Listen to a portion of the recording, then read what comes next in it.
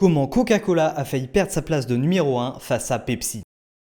Depuis les années 70, Coca-Cola était en perte de vitesse. Les gens se lassaient peu à peu de la boisson et en 1985, Pepsi a même failli leur passer devant. Chez Coca-Cola, ça transpirait pas mal, mais ils avaient un plan. Arrêter de commercialiser le Coca-Cola pour créer une recette encore meilleure. Ils misent tout sur cette stratégie et le 23 avril 1985, le New Coke fait son apparition.